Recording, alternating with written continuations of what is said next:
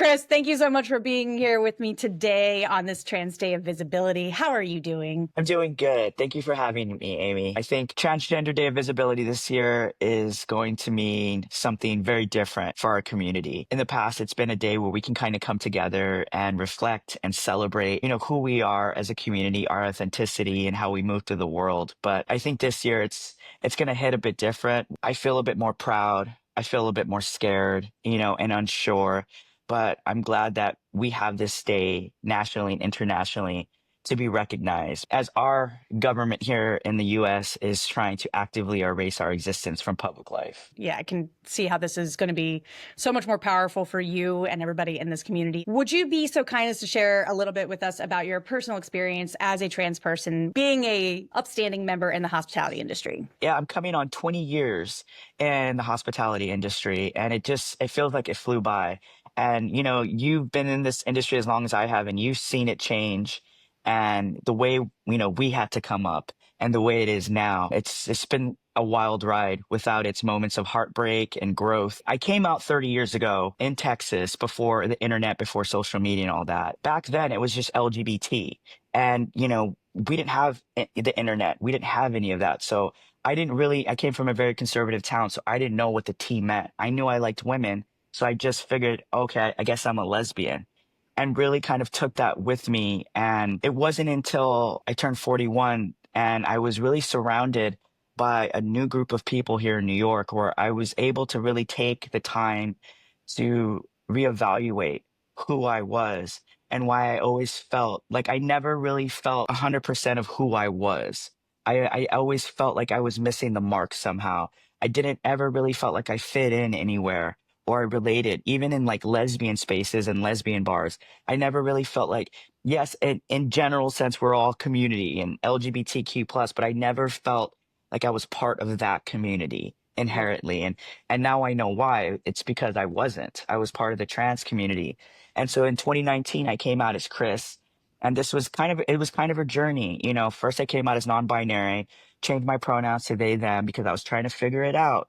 This is all uncharted territory, especially for someone like me, a Gen Xer, who has been raised in the 80s, became of age in the 90s, and really started to find myself in the 2000s. 2019, I came out right before the shutdown. I had top surgery in 2021. And it wasn't until 2022 when I decided to begin hormone replacement therapy, which is taking testosterone. So it was a journey. It wasn't something that all came at once. I wasn't like, okay, I'm Chris. Okay, I'm going to get top surgery. Okay, I'm going to start transitioning.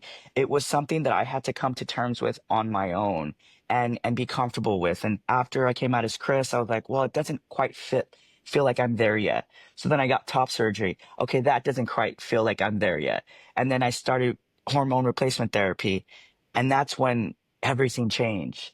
And it's been such a journey of self-discovery, of healing, and of transformation, learning who I really am and how I see myself and how I want to move through this world. It's been wild and beautiful and terrifying and all of those things combined, whether it's engaging with people who have known me forever, people that I'm just meeting now. And I have to say, over the last 5 years, as I've transitioned and become fully Chris, my ambitions and my goals have shifted significantly. I realize now that the passion that I have for advocacy and visibility, it was always there, but it was just buried beneath the version of myself that I created to play, which was Christina. And so to truly find myself, I had to dismantle that version of myself and pick apart the parts that were truly me and the parts that I created to play a role, to be comfortable, to be safe. In that required healing, that required introspection and making peace with past experiences, right? Going through a second puberty in your 40s is not for the faint of heart.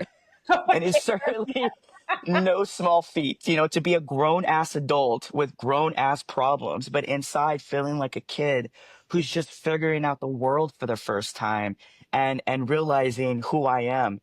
It's both physically, mentally, and emotionally taxing. But in the rough of it, in that thick of it is where I found myself. I also realized that I had to forgive myself for the times that I didn't know better, for not understanding my transness earlier in life. Through all of this, I've learned grace and clarity. I realized that I'm here to help others, that I'm here to fight for those whose voices often go unheard. That passion and that fire is inside of me. And as I've, become Chris, I've also reconnected with my indigenous roots, my Mexica on my father's side, Aztec, and my mother's Chiricahua Apache. In my culture, before colonization, two spirits held very sacred roles in our tribes and our communities. They were the caretakers, the healers, the mediators, and they were the bridge between the spiritual and physical world. So it's a responsibility that I don't take it lightly. And it's an honor that I carry with pride. And I think for me, in the work that I do now and how my goals have shifted and changed, if I can just help one trans person navigate their journey with more ease and fear, and, I'm so proud that I've helped open doors and create spaces for folks like me to feel seen and heard and valued for who they are, then I know that's my part in paying it forward. What can you tell us about the challenges that face trans people in our community? Because we know that that's a huge population of who makes up the hospitality workforce itself. So what does it look like for both the staff and guests that are coming into bar spaces? If you would have asked me this question just 3 months ago, my answer would have been very different. But the landscape that we find ourselves now in has changed drastically and dramatically, to say the least. Safety now is the biggest challenge, and not in the way it was before.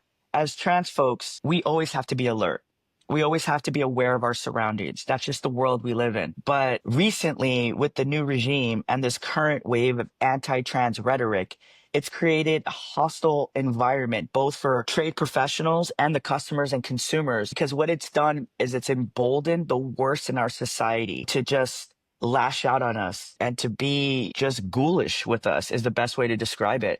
So it's no longer about discomfort as it was, let's just say 3 months ago. It's about a real dangerous risk now. For instance, let's talk about restrooms. Something as basic as having to relieve yourself and have access to a non-gendered restroom can be an immense source of anxiety. So I know that every time I enter a space that offers that option of non-gendered restrooms, I quietly exhale a sigh of relief. The stakes have risen, and so has the fear.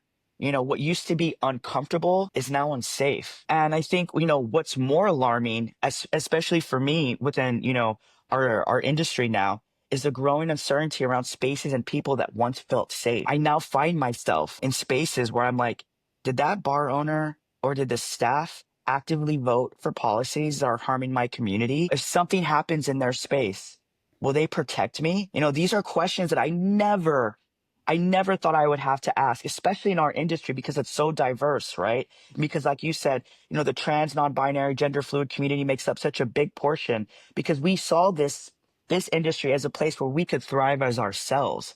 But now we're having to question that. And it breaks my heart because in an industry which once prided itself on inclusion and progressive values and safety for trans people, it's no longer a given. In top 50 best bars, in bars that we frequent throughout the country, bars that receive all these accolades and awards. Now people like myself and folks like myself are like, are we even welcome in those spaces anymore? Because we know that they actively voted against us. Visibility has always been a source of pride, but now it comes with a risk that's always in the back of my mind. I can't speak for other trans folks, but in my mind, being openly vocal, outspoken has become dangerous and a risk in many ways. It's cost me career opportunities. It's cost me the ease of being disliked. What I was once celebrated for is now seen as, uh-oh, they're too risky. We don't know if we want to associate our brand with them or who we are with them because we don't want to seem we have affection for that community. We're seeing major brands pull back, DEI initiatives being quietly rolled back. And a lot of the brands that, are showing up to support, organizations and bartenders. We see pride sponsorships disappearing and we see LGBTQ investment in our communities quietly evaporating. I hate to say it, and it pains me to say so, but I used to believe our industry would always be a safe space for folks like me. And I can't say that with certainty anymore. Being different has always required awareness and resilience. But now that awareness feels like armor, and now we're having to navigate a different kind of danger. And for many of us, like myself, who's only been out as trans for 5 years, it's uncharted territory. We don't need to sugarcoat anything, but balancing the negative with some positive. Are there any positive things that you've been able to see in terms of inclusivity and safety for the trans community at the same time?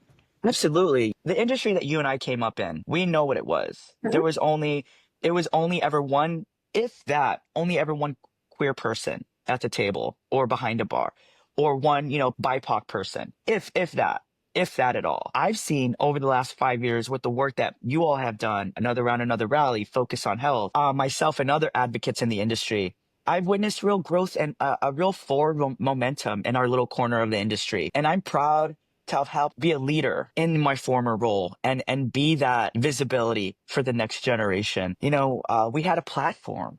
We've had a platform, and people were finally doing the work to become better allies, like actively to truly create like these safe, inclusive spaces. The progress felt tangible. It really did. And being able to see this new generation of trans and non-binary and gender fluid professionals just thrive openly and unapologetically, as I wish we had the Yeah. access to when we were coming up, has been powerful and beautiful. It's made me so happy. And it's a reminder of what's possible when we can build spaces rooted in authenticity and belonging. I know that we've opened doors, and I'm hoping that they won't be closed. My biggest fear now is regression, going back to what I call factory setting in the industry, right? Where the default up until very recently was a very homogenous, a very vanilla landscape. And, where inclusivity was optional, not expected, right? Where leadership and ownership weren't invested in making sure everyone, staff and guests alike, felt genuinely safe.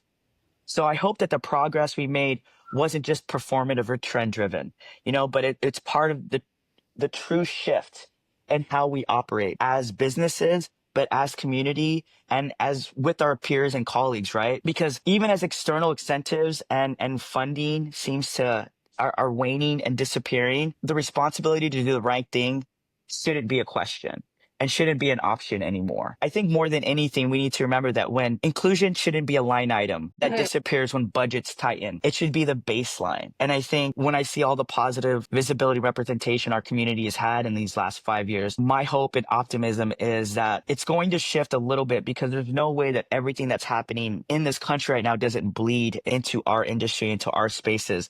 But I'm hoping that what we built was strong enough to survive that and to see it through to the end of this, because there will be an end of this, right? And we'll get through the other side. So I'm hoping that what we worked and what we've done collectively survives it, I guess I should say. Let's assume the majority of everybody is dealing with the shock and all that's coming out of the last couple of months with as much like patience and grace as they possibly can, and they just need a moment to collect their thoughts. When they have caught their breath and when they realize it's time to keep fighting and keep moving forward, what are practical steps that they can do to create those safe, inclusive, and respectful spaces for trans and non-binary people? First and foremost, what we were just talking about a few minutes ago, implementing non-gendered restrooms is the first critical step. The first, not the last, but we need comprehensive mandatory staff trainings like the ones you all provide at Safe Bars, partnering with organizations like you all, like Another Round, Another Rally, Focus on Health, to provide real education on how to support and stand with the trans and LGBTQ plus community at large. These trainings, more importantly, need to be paid. Inclusion shouldn't be optional and shouldn't come at the cost of someone's paycheck. Make them mandatory. Let people clock in for them so they know that this is something that the buyers and owners and bar owners are taking seriously and not just something that they should consider. We've been talking about this for 5 years. To this day, I don't understand why it's so hard, but normalizing pronouns, starting from the top down, leadership sets the tone. And I've always said, it doesn't matter what you do at the bottom. If the people at the top aren't doing it, none of it matters. Like it's not going to change anything. Creating policies that protect the trans staff and back these policies with action, not just say them, not just with like performative culture, right? But doing them and meaning them. Wear a little, pride pin. Put a rainbow sticker on your door. Throw a flag behind one of your bottles behind the back bar. It's super small little things, moments like that where if I'm walking by, I'm like, okay, I know I'll feel safe in there. And if this is how you gain new regulars, new guests, but this is how also people within the industry know that they'll be safe in those spaces and they won't have to look over their shoulder. They're enjoying themselves, right? But most importantly, and I cannot stress this enough, hire us, promote us, protect us, build a culture where trans people feel safe coming to you, like your trans staff. If something happens, they feel safe coming to you with their concerns, whether it's about their coworkers or customers, right? Make it clear that you just don't tolerate us, but that you value us, that you believe in us and that you're willing to take the necessary steps to ensure our safety and that we thrive. It's actually hospitality for everyone, You mentioned programs like what Safe Bars does with the bystander intervention, de-escalation, allyship training, and things like that. What have you been able to glean about our programming and how important that is for the hospitality community, how it contributes to creating those spaces that we are talking about, really desiring and wanting to see come back to the forefront? Amy, it's everything. This kind of training should be the bedrock, not the standard. Not just a nice to have, but a non-negotiable across all spaces, across all bars, not just cocktail bars, dive bars, even queer bars, LGBTQ bars. There's a lot of bias within my community as well against trans people. What you don't know, right? There's unconscious bias. And the truth is, you can't understand what you've never seen, lived, or been exposed to. So I allow for that ignorance to a point of unconscious bias, right? But these trainings, they remove that unconscious bias. They create a space for education, for curiosity, and for growth. They allow people to ask questions, to challenge assumptions, and to step outside their comfort zones. And I think that's what we were talking about, stepping outside their comfort zones. They build empathy, and I believe that empathy is what drives meaningful change. Visibility and representation and safety aren't just buzzwords, just not words that folks like us throw around. They're essential. They're the foundation of equitable workplaces, industry events, and cocktail conferences that claim to be inclusive. If we want to move this industry forward, we have to ensure that everyone, not just the majority, feels seen and protected. The former work I used to do, I was throwing this event centered around LGBTQ people. And I remember someone from leadership coming up to me and saying, well, we want to make sure that everybody feels comfortable coming to this event, which was coded for, we want to make sure the straight people aren't uncomfortable at this event. So be yourself, but don't do too much if it makes us not feel comfortable that we can come into your space to have a good time. It's normal for them to always feel centered when they've always been centered. So when they're not centered, it feels like something's being taken away from them or they're being excluded. First and foremost, it's the bedrock. It starts with training. It starts with accountability, and it starts with organizations like yours setting the standard and the tone. Are there any misconceptions about trans inclusivity that you want to debunk for us? Well, first and foremost, making space for us doesn't mean that it's taking away space from you. I think more importantly, that is the one point I would like to drive home. And if you walk away from nothing else from this conversation with you and I, it's having folks like us in the room, in these spaces, takes away nothing from who you are and what you're doing in this industry. It's not taking space that you think should belong to you, that it should only belong to you. I think more importantly, there's enough to go around for everyone. There's a lot of words right now saying, oh, DEI, we're going to, hire based on merit. If you stand on business and you're good at what you do and you're confident about what you do, having a trans person come in and share that space with you isn't going to take anything away from you if you're about your business. Also, I need folks to remember that many of us, especially, someone, who's like me, who's early in their transition, many of us are learning to navigate new emotions, to unearth and understand parts of ourselves we have hidden away out of fear, for survival, or to simply exist in a world that has told us we shouldn't exist. That kind of internal work is not easy. It takes time. It takes vulnerability and courage. What we need from the people around us, our friends, our colleagues, our communities, is patience, empathy, and understanding. We're not just rediscovering who we are. We're rebuilding in real time. I'm picking through these parts that are me and not me, and I'm rebuilding myself in a very adult, a grown-ass adult way. And so I feel like having folks understand that and having folks in our corner who lead with compassion and understanding can make all the difference in the world. Next, to kind of give a duality of both the individual and the business.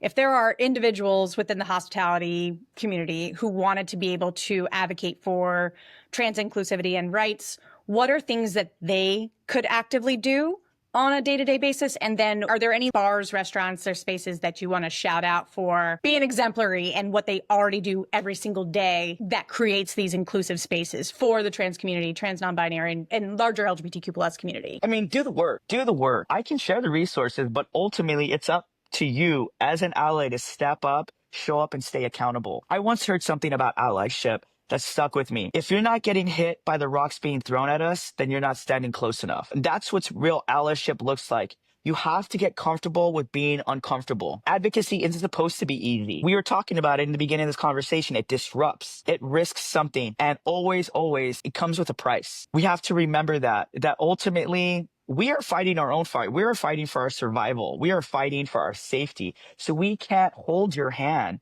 through allyship.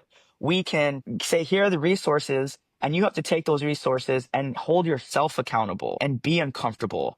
And, for me, I feel like the bars that are doing it right, that when I walk into these spaces, I feel comfortable, I feel safe, I feel seen, because a lot of their staff is queer. Buyers understand themselves. They're either from the community or they're BIPOC, and they understand the importance of creating a space where everybody feels safe and welcome. Here in New York, Milady's, Julie Reiner's spot, Katana Kitten, Masa's amazing. Joyface, you have Bar Snack, Ian Griffith crushing it. Super Bueno, Nacho, oh, what a gem he is. Honestly, what a gem. And then, other spaces around the country, you have like in Denver, you have Lady Jane, Stuart Weaver is crushing it. We have the Yacht Club, Marion McLean, and Speed Rack. Lynette is someone who I deeply admire and respect. They have created a space where you can come together, celebrate the community, be of the community, and be in a space where you feel welcome and seen. I feel that these spaces are just some examples of places that are providing inclusion and showing that it's not just a trend, but it's a responsibility. And I think for me, like, if you want to call yourself an ally, don't just say it, stand on business. And I hate to say, even when it's inconvenient, especially when it costs something. What about for brands? We've heard a bit less loud ruckus from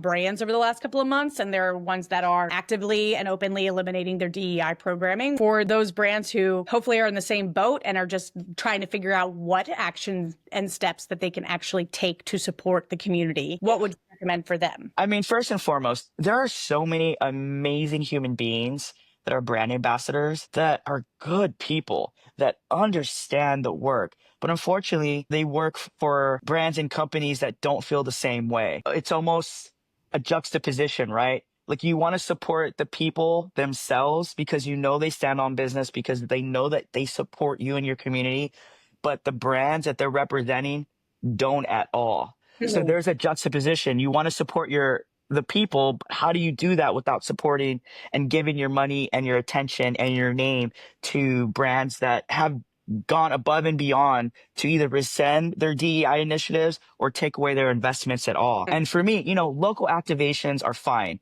But let's be honest, until that support shows up on a national level, it's just carefully curated activism that doesn't change anything. City to city efforts without deeper commitment don't move the needle. There are surface level gestures that feel good in the moment, but rarely create lasting change.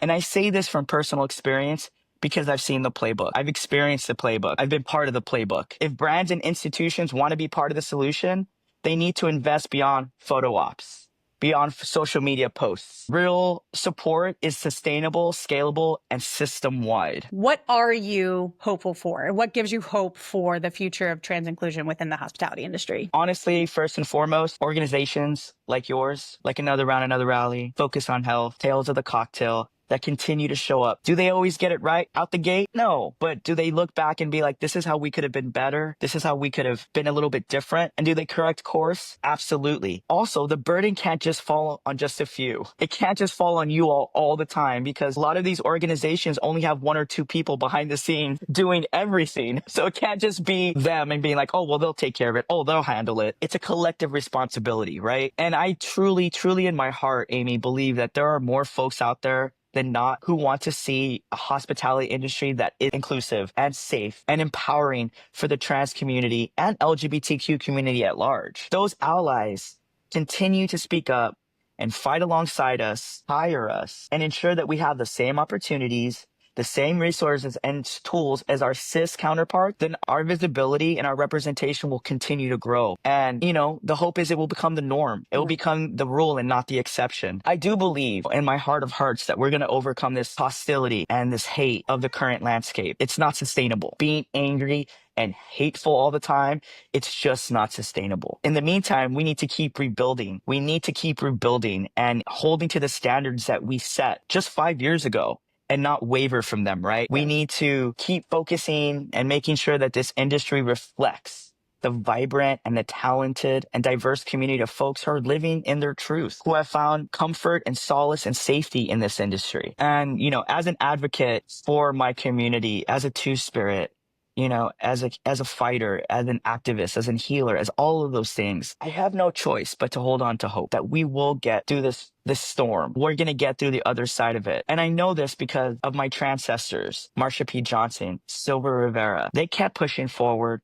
And it came at the price of their life, but they kept pushing forward and they paved the way for folks like me to continue the work. I think we keep pushing forward, creating safe spaces, building community. What we're really here to do is pave the way for the prosperity for the next generation of trans, non-binary, and gender fluid folks. I believe, well, at least for me, that's the legacy that I'm fighting for. And that's the legacy that I'm going to continue to put my hope and optimism in. My message to my trans siblings, my non-gender, my non-binary, gender fluid folks, the folks that are under 35, folks that have really grown up with a lot of these rights. Please know that these rights are very new to our community and we still thrived before without them. And we will continue to thrive.